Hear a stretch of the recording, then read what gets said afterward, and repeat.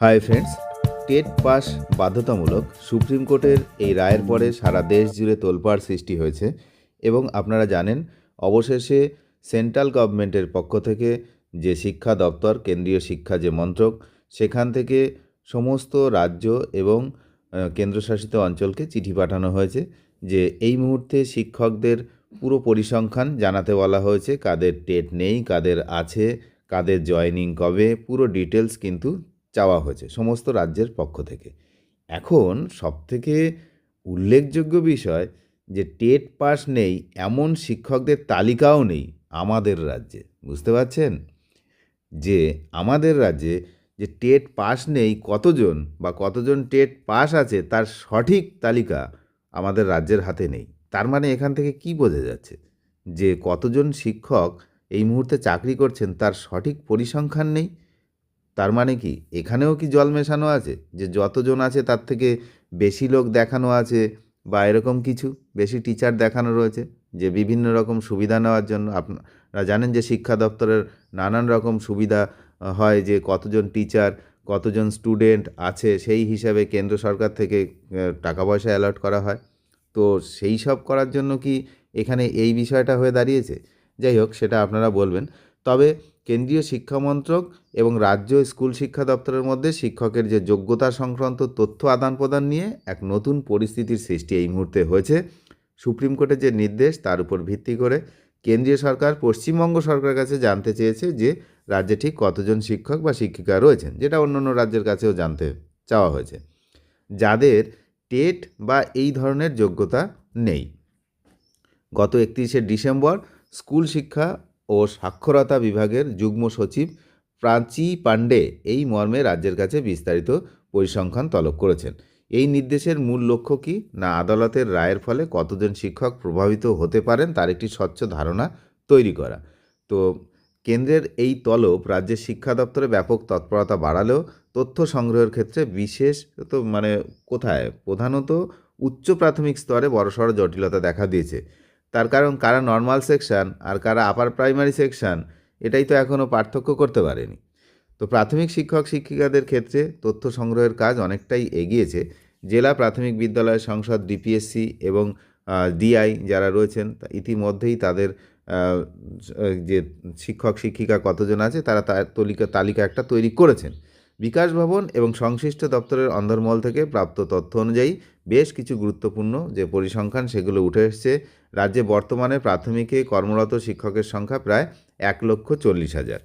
এর মধ্যে প্রায় 60,000 শিক্ষক এমন রয়েছেন যাদের নিয়োগ টেট পরীক্ষার মাধ্যমে হয়নি, প্রায় 50%। 60,000 আর 1,40,000 অর্থাৎ 50% নয়, যাই হোক।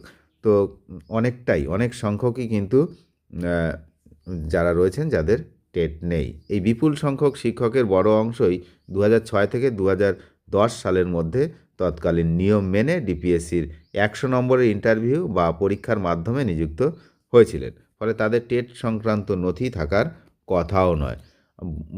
আপনাদেরকে বলে রাখি, সম্প্রতি 2009 সালের যে নিয়োগগুলো হয়েছে সেখানেও কিন্তু অধিকাংশই টেট নেই।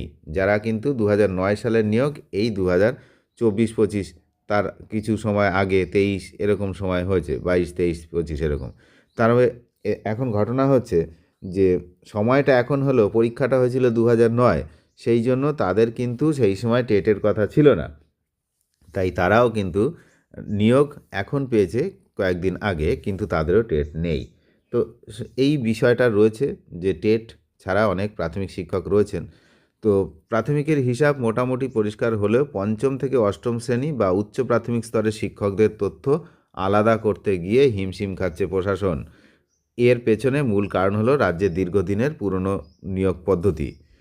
1998 সাল থেকে শুরু করে 2016 সালের আগে পর্যন্ত পশ্চিমবঙ্গে স্কুল সার্ভিস কমিশন পঞ্চম থেকে দশম শ্রেণী পর্যন্ত শিক্ষক নিয়োগের জন্য একটি মাত্র পরীক্ষা নিত, যেটা হচ্ছে এসএসসির যে পরীক্ষা, সেই পরীক্ষাটা কিন্তু একটাই হতো পঞ্চম থেকে দশম পর্যন্ত।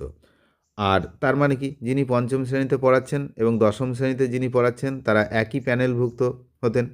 বর্তমানে এই নিয়মে কিছুটা পার্থক্য এসছে। উচ্চ প্রাথমিক পঞ্চম থেকে অষ্টম এবং উচ্চ প্রাথমিক হচ্ছে পঞ্চম থেকে অষ্টম এবং মাধ্যমিক হচ্ছে নবম থেকে দশম আলাদা হয়েছে। তা পুরনো নথিতে এই বিভাজন করা এখন কিন্তু অসম্ভব হয়ে পড়ছে। যে কথা আগেও বলেছি যে আগে একটা পরীক্ষায় নিয়োগ হতো, এখন যেহেতু এগুলো পার্থক্য হয়েছে তাই নর্মাল সেকশন আর কারা হচ্ছে আপার প্রাইমারি সেকশন সেটাতে বিভ্রান্তি রয়েছে। যেহেতু পরীক্ষা এবং প্যানেল একই ছিল তাই এখন হঠাৎ করে পুরনো নথিপত্র ঘেঁটে বের করা কঠিন যে কে শুধুমাত্র উচ্চ প্রাথমিকের জন্য নিযুক্ত আর কে মাধ্যমিক স্তরের জন্য। বিশেষত নর্মাল সেকশনের শিক্ষকদের ক্ষেত্রে এই যে ব্যাপারটা সেটা কিন্তু আলাদা করা খুব কষ্টকর হয়ে দাঁড়াচ্ছে। ফলে যারা টেট পাস করা রয়েছেন এরকম যারা রয়েছেন আর যারা নেই তারা উচ্চ প্রাথমিকের শিক্ষকের সংখ্যা কত, তো সেটা কিন্তু নির্ণয় করা এই মুহূর্তে সম্ভব হচ্ছে না খুব পরিষ্কারভাবে। তো অনেক যারা রয়েছেন তারা অনেকে মনে করছেন যে বর্তমান যুগে তথ্যের অভাব হওয়ার কথা নয়।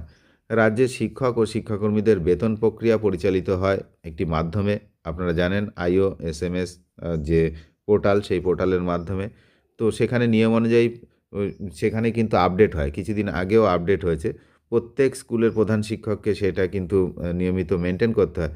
তো সেখান থেকেও কিন্তু তথ্য পাওয়া যায়। তবে সমস্যা হচ্ছে পোর্টালের ব্যক্তিগত তথ্য থাকলেও সামগ্রিকভাবে টেটবিহীন উচ্চ প্রাথমিক শিক্ষকের তালিকা ফিল্টার করা বা যাচাই করা সময় সাপেক্ষ ব্যাপার। বিশেষ যদি পুরোটা দেখা হয় তবেই বোঝা যাবে। তাড়াহুড়ো করে কোনো সংখ্যা কেন্দ্রে পাঠানো সম্ভব নয় বলেই মনে করছেন দপ্তরের কর্তারা। তো ব্যাপারটা হচ্ছে তাড়াহুড়ো কেন হবে? এই সিস্টেমটা যখনই হয়েছে তখন তো যেদিন থেকে রায় হয়েছে তাহলে সেদিন থেকেই তো এই তথ্য আলাদা করা উচিত ছিল।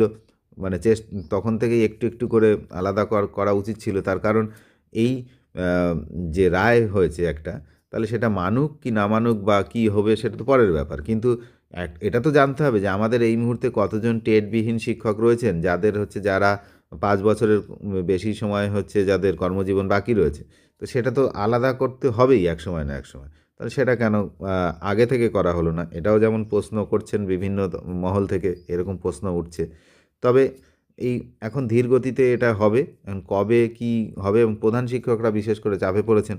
কারণ তাদেরকেই তো দায়িত্ব নিয়ে এই বার করতে হবে যে তার কে আপার নরমাল সেকশন, কে কোন সেকশন, এখন নিয়োগ হয়েছিল কবে, সেই সমস্ত কিছু খুঁটিয়ে দেখা।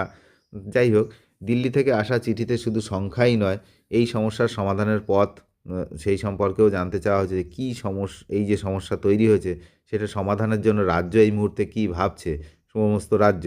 সেই বিষয়টা কিন্তু আমি আগেও বলেছি যে অনেকগুলো রাজ্য, তাদের মধ্যে বেশিরভাগ সংখ্যক কী ভাবছে সেটা কেন্দ্র এই মুহূর্তে জানতে চাইছে। সামনে অনেকগুলো নির্বাচন রয়েছে, তো সেটাও একটা বিষয়। তো সেই হিসাবে কেন্দ্র কোনো অর্ডিন্যান্স জারি করে কিনা সেটাও দেখার। তো সেই জন্য এই বিষয়টা কিন্তু একটা গুরুত্বপূর্ণ বিষয় এই মুহূর্তে হয়ে উঠেছে। তো যাই হোক, রাজ্য সরকার কেন্দ্রের কাছে কী আইনি পরামর্শ বা প্রস্তাব পেশ করে তার উপর নির্ভর করছে এই হাজার হাজার সারা দেশের লক্ষ লক্ষ শিক্ষকের ভবিষ্যৎ।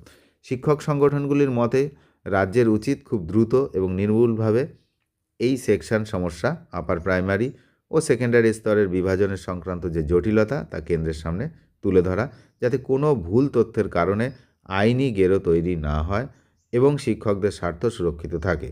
তো পরিস্থিতি যেমন যাচ্ছে তাতে আগামী দিনে এই যে শিক্ষা দপ্তরের এই বিষয়টা অত্যন্ত গুরুত্বপূর্ণ হতে চলেছে এবং দেখা যাক যে এই নিয়ে কেন্দ্র কী স্টেপ নেয়। আমরা সেই দিকেই তাকিয়ে রয়েছি যে আদৌ কিছু নেবে কি বেকার এই জাস্ট বাজার গরম করা হচ্ছে সেটাও দেখার।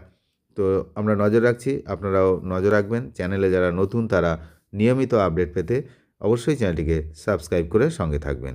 ধন্যবাদ।